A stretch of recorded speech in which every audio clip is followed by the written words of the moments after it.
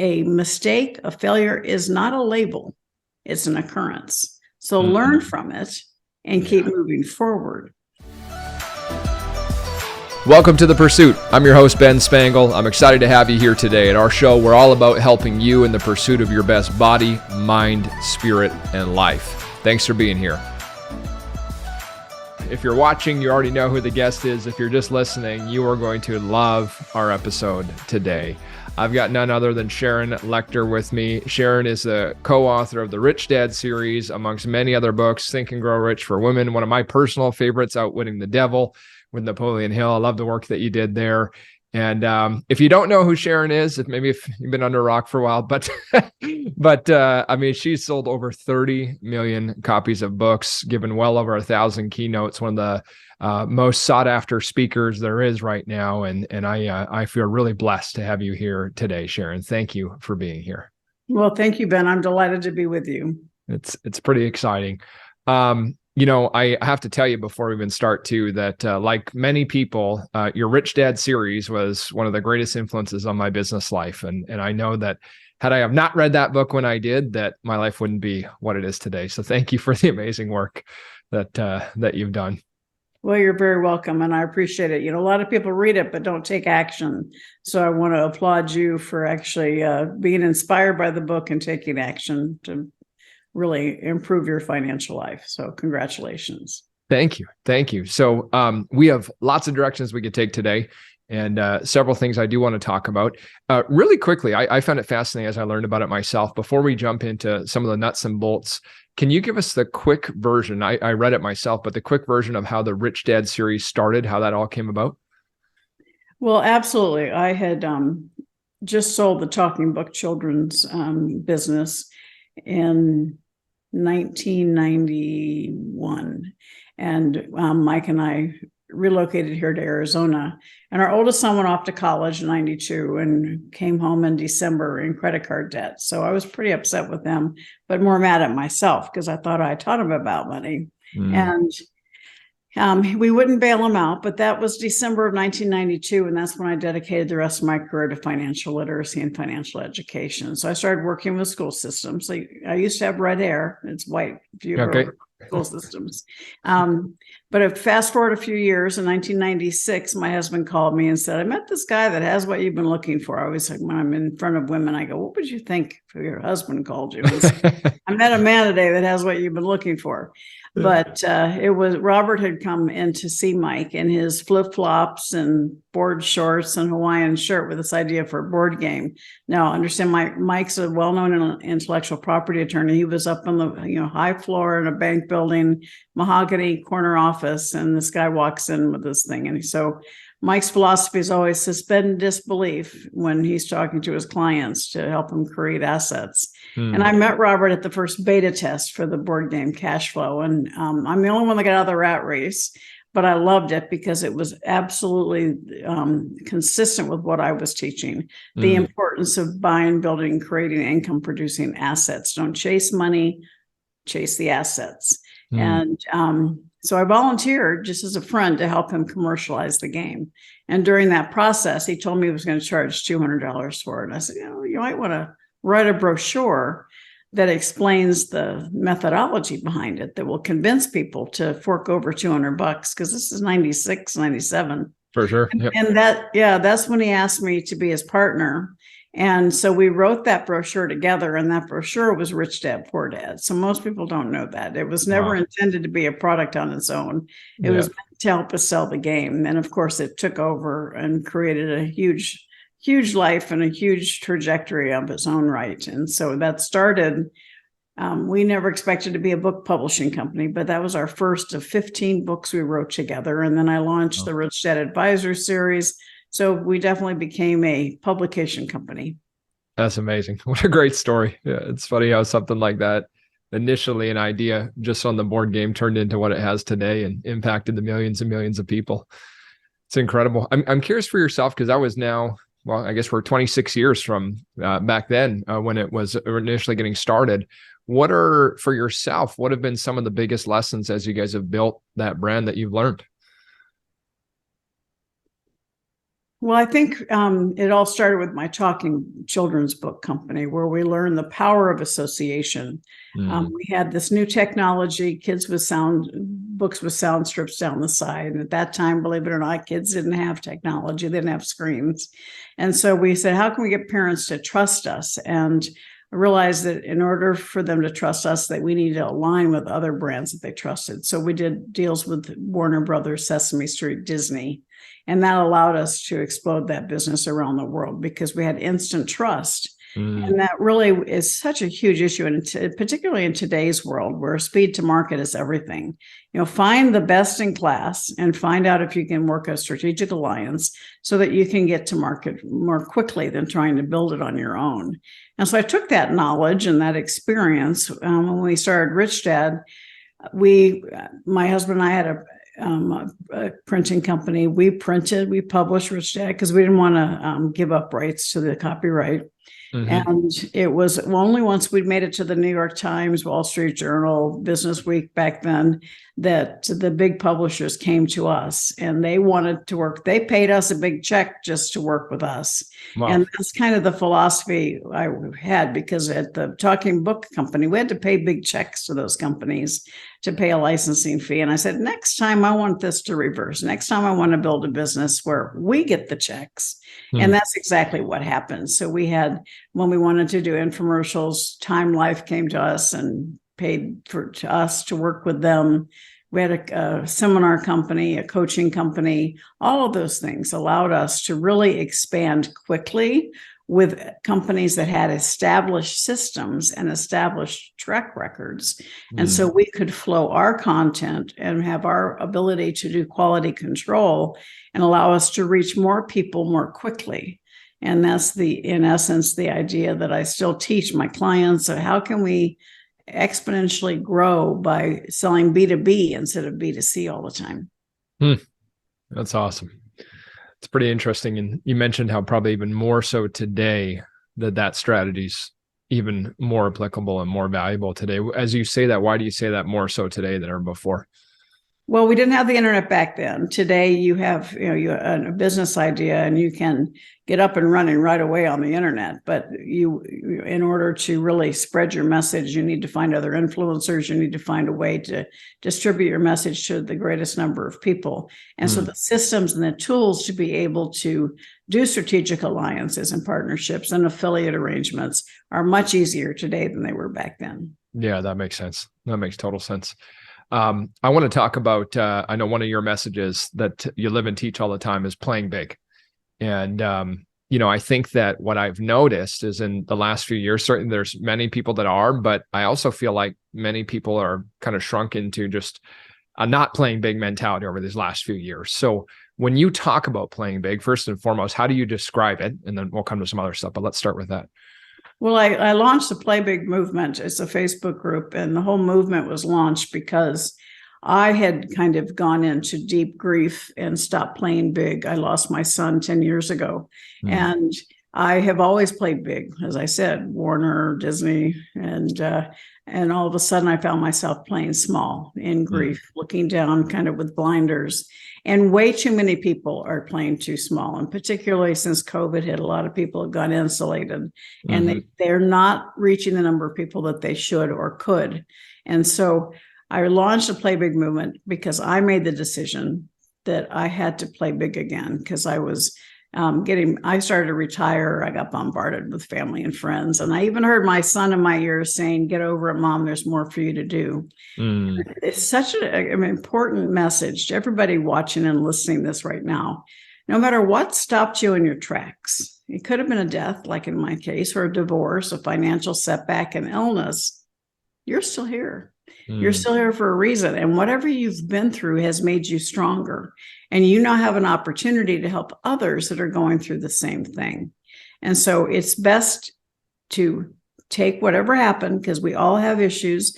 We do not want to, a mistake, a failure is not a label. It's an occurrence. So learn from it and keep moving forward, and understand that you have an opportunity to create a revenue source by helping other people through the same thing. That's powerful. Thanks for sharing that. I think that so often it's so easy to, when life happens, as it does to all of us at different times, to get stuck in that a little bit. Well, there's a natural grieving process, and that's something that you can't overlook, the fact that you do have grief. But what I wanted to do was, when I made the decision to kind of come out of stalemate, I said, I don't want to do it alone, because if this is happening to me, it's happening to a lot of people. And so that's why I launched the private Facebook group. And it really stands for being number one in your field, living your legacy, because your legacy is created every single day with every heart you touch, and creating maximum impact. Maximum impact is reaching as many people as you can. I love that. And question for you. So I suppose they could get access to the group as well. But with that being said, so let's say that I'm listening and I've gone through some stuff and I've been going through that process. I know it's time for me to step into something, but I'm not doing it. What would you say to someone to even get started on that next level of play big? Well, part of it is realize, admit to yourself that you've been looking down in grief or in paralyzation, because fear can paralyze us or motivate us. For sure. So recognize that you are not where you need to be, and start looking up. For me, when I made the decision to play big again and I launched that Facebook page, amazing things happened for me that were always there. I just never saw them. I was invited to be in the movie Think and Grow Rich: The Legacy. I was highlighted as one of the world's greatest motivators. Those things, I could have not seen them or heard from them if I had continued to play small. And so open your world to the possibilities, look up, and, your mind cannot hold positive and negative at the same time. So if you find yourself with stinking thinking, negative thoughts, sit down and say, okay, instead of thinking the negative, let's think about the positive. I have a definition of the word worry. To worry is to pray for what you don't want. Just think about it. I am a champion worrier, and I still worry, but I catch myself. And so I focus on, okay, Sharon, don't focus on what you don't want to have happen. Reframe your brain and focus on what you do want to have happen. And it's magical, because all of a sudden you're moving out the negative and you're opening the room for positive. Even if something bad has happened, even if you're still in mourning, you are looking for the light. You're creating the light. You're standing in your own power, and it starts moving mountains. Yes. It's so amazing how that, that lesson right there, that life lesson, is so important. And I think often people overlook it because of, maybe they think it's too simple. Well, I've lived it my own life where, I was stuck in the negative, and then a shift in attitude, a shift in thought process of, all right, I'm going to let that go. Stop focusing on that and moving towards what I want. And it truly does. It makes such an impact in our lives.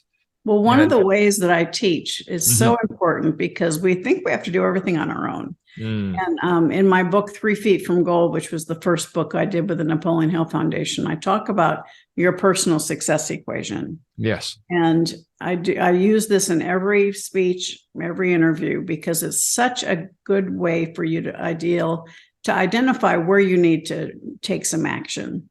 And it really starts with passion and talent. That's all about you. And most of us stop there. See, my passion came from anger. We weren't teaching kids about money in school. My talent was I was a CPA forever, and all kinds of publishing. So I could combine those, which I did, but I could have stopped and tried to do it on my own and would never have had the success we had. And so true success is passion plus talent, times the right association, having the right people with you, having the right mentor, having the right people on your team, people who are strong where you are weak. That truly is the essence of success. And then times taking action. How many times do we know what we're supposed to do? We just don't do it. And then the final element is plus F, faith. Faith in yourself, faith in what you're doing, faith that it's needed and necessary, and faith that you will succeed. And when I start working with a new client, it's usually association and self-confidence that they need the most work with. And they go hand in hand. When you have the right people around you, the right mentor, and you have a bad day, you go there, because that's where grief is. But they won't let you stay there. They'll bring you up. And Yes. that's so important to have the right people in your life, people who want you to succeed, not people trying to hold you back. Yeah. Yeah. I mentioned in all the work you've done on yourself and coaching so many others too, that that association component of it, when there's the right people, the opposite of that too, though, is that if you're spending time with the wrong people, I mean, it can have a very critical impact on your life. What do you recommend to someone if they know that's the case, these people I'm spending time with? Because I know from my own journey, when I had to let some of those relationships go, it was a challenge for me, for sure, as it is for others. What do you recommend to people in that situation? Well, sometimes you have to close the door for new doors to open. And you don't, and it might be your own family. The issue is you may not want to, completely get them out of your life, but limit the amount of time you spend with them. And also have some grace. I mean, they may be heckling and trying to hold you back, but take a moment and say, maybe it's they're feeling bad about themselves. They see that you're trying to do something and they're not. And so their defensive mechanism is to chastise you. And so put a little cone of protection on and give them some grace, and then just focus on moving forward and focus on being around people who want you to succeed, people who challenge you. You are in total control of your thoughts, your words, your actions. You can choose to leave a bad environment. You can choose to go to a good environment. So who are you choosing to hang out with? Because you can blame other people, but that's a victim mentality. Yes. Stand in your own power and choose to surround yourself with people who might push you a little bit, challenge you. Because the next greatest opportunity is probably outside your comfort zone. For sure. Yeah. Yeah. I love how you said that. I think that, when Napoleon Hill's great work, all the work that you've done with the Think and Grow Rich, but that word think, to choose, to truly think. I think so many people think they're thinking when they're not thinking at all. It's just the same thoughts as yesterday. But to actually think and choose and decide is such a powerful thing. And the other thing is, Think and Grow Rich. People think of the movie The Secret, and the Think and Grow Rich was written well before the movie, and it wasn't just think good thoughts and you're going to be rewarded. He talks about going the extra mile, working with enthusiasm. And so you have to put it into action. You want to think good thoughts, speak good words, take good action. Yeah. I'm glad you said that, because again, a lot of people aren't taking the steps. And if you don't take the steps, then then how do you get the opportunities? Right. And many people in the personal success equation, that F that's supposed to be faith is fear. And that fear is what's holding them back. It paralyzes them. Most people are paralyzed by fear. Now you can train yourself to recognize the fear, because it's normal, and say, okay, here it is. I can feel it. I'm going to turn it into fuel to take action. Yeah, that's so good. I remember when I was wanting to do seminars myself, and I was wanting to do them, but I was living in fear of, what if my other business fell apart? I mean, all these fears, and it stopped me for almost 2 years of actually doing it. Once I finally said, okay, enough's enough, get a hold of yourself, and did it, and took the first steps, not knowing what was going to come. It was amazing to see the results that started to come from getting outside the comfort zone, as you're talking about, having faith in myself, faith in the process. And so I recently lived it. So I know exactly what you're referencing for sure. I want to switch gears a little bit, because obviously you're one of the biggest experts in the world when it comes to this idea of mastering money. And, 100 years ago, this was an important topic. 25 years ago, it's an important topic. Today, I mean, it's going to be it forever, right? Is mastering money. So I'm curious on a few things. Number one, perhaps if we go back to when you started the Rich Dad series, so 25, 26 years ago to now, if at all, have things changed in some of the principles with that, or is it identical? And let's talk about that. Well, I do believe Rich Dad is the world's largest personal finance brand. And I do believe it has allowed millions of people to take control of their financial lives. When it comes to money, you're either in control of your money or it's in control of you. Now, we've had lots of ups and downs in those 26 years. We've had several crashes and Yep. And usually when a high level investor, when there's a crash, they get excited because that's when opportunities happen. And they're sitting on the sideline ready for those opportunities right now.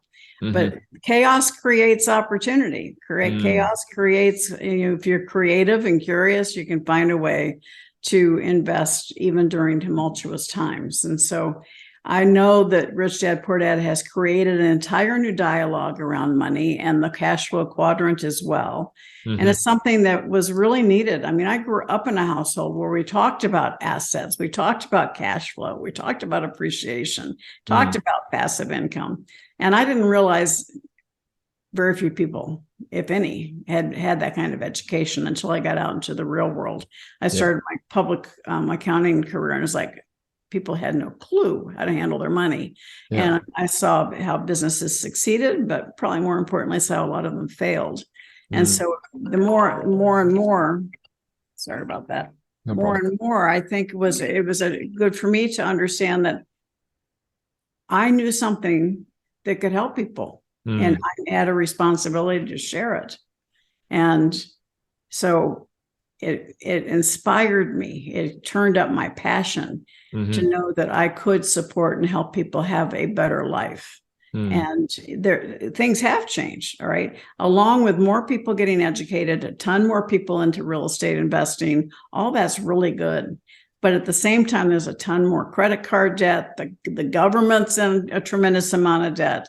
So even though on the personal side, many people have found great financial rewards, we are still in a time of crisis financially, whether it be our individual crisis or that of the government, the global economy. And so it's really important because you can't control the global economy. You can't control your country or state. You can control your wallet. And so be a master of your money. Be in control of your money, because if you're not, it'll be in control of you. I love it. I love it. If you're new to this stuff, make sure you go get the whole series. It's going to help you. If you haven't read this stuff, it's definitely going to help.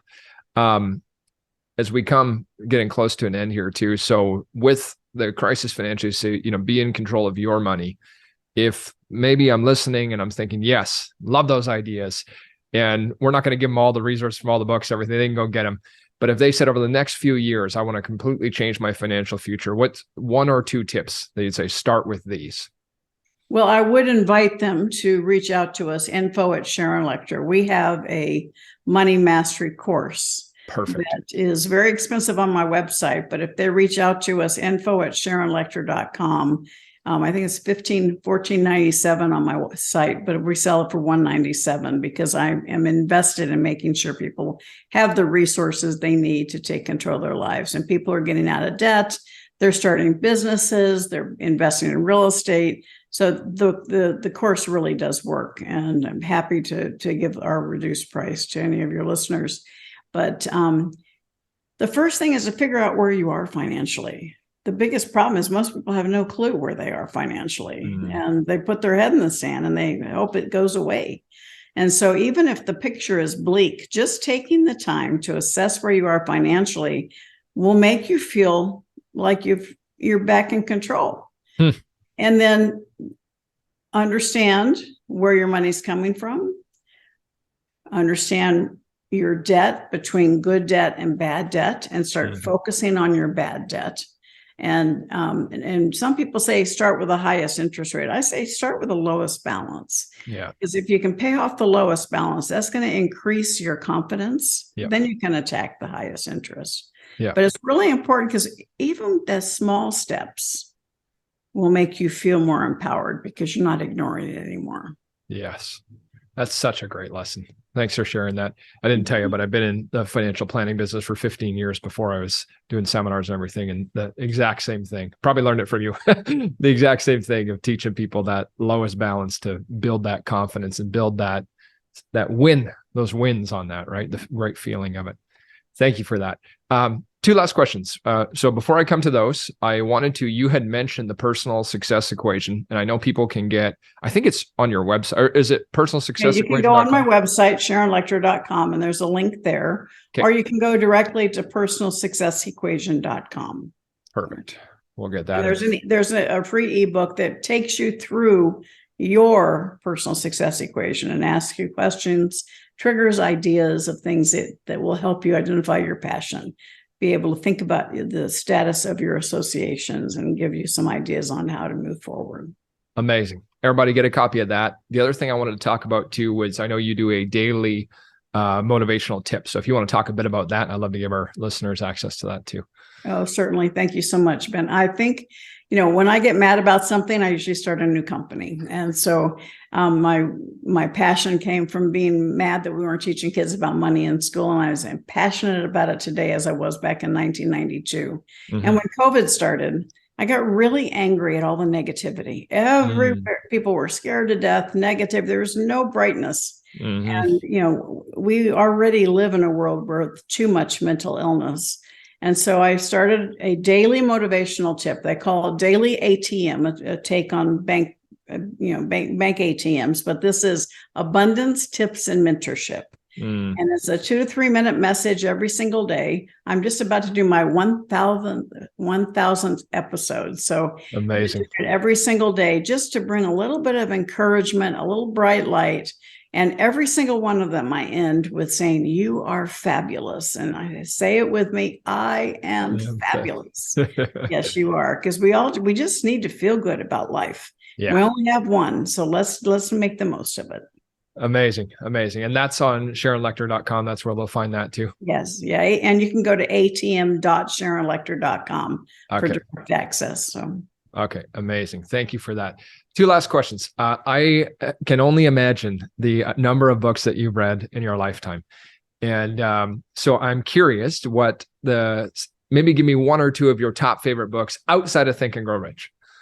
Oh, outside of Think and Grow Rich, because that's How to Win and Influence Friends. That's Dale Carnegie. Good to Great by Jim Collins. I have mixed feelings about Atomic Habits, but it was, it was a good book. Yeah. 4 Agreements, I think, is very strong. And then there's one that's called The Ultimate Gift. Okay. Jem Stovall. And it is a perfect book for parents trying to figure out how to communicate to their kids. Cool. It's a parable, but it talks about financial responsibility versus financial entitlement. And I think it just is an incredible book. The Ultimate Gift is always the one on top of my list. Thank you for that. That's perfect. Last question as we wrap up today. In all the things you've done, all the success that you've had, all the upside, the downside, the failures, all of it, what would you say for yourself personally have been 1 or 2 of the top life lessons throughout all of that stick with you today more than anything else? Is stand in your own power. Too many of us define ourselves through the eyes of others. We have that FOMO, fear of missing out. Yep. And I'm not into all that stuff too much, but I learned a new one, JOMO, joy of missing out. Because, for many, many years, I was plagued with how are they going to feel about me? Well, how's this going to come across? What are they going to think about me? And then, what they think of me is none of my business. Be true to yourself. And as I get to the age I am, it's like you look at it and you say, they're not coming with you, right? You're on your own. So stand in your own power, be content. Happiness is a choice. So we can choose to be miserable. We can choose to be envious. We can choose to be jealous. All of those things are negative. And so what you attract? Negativity. Yeah. Or you can choose to be grateful. You can choose to be generous. You can choose to share a smile with everyone you meet. And all of a sudden, you're going to start feeling more joy because you're attracting happiness. Beautiful. Thank you for that, Sharon. This was amazing. Everybody, I know you love today. Make sure to share the episode. This message needs to get out to the world even more than it already has. Make sure to tag Sharon with it on any of the platforms. Tag myself. Thanks for being here. And Sharon, thank you so much for your time. It's been an honor being together. Thank you so much. It's been a delight.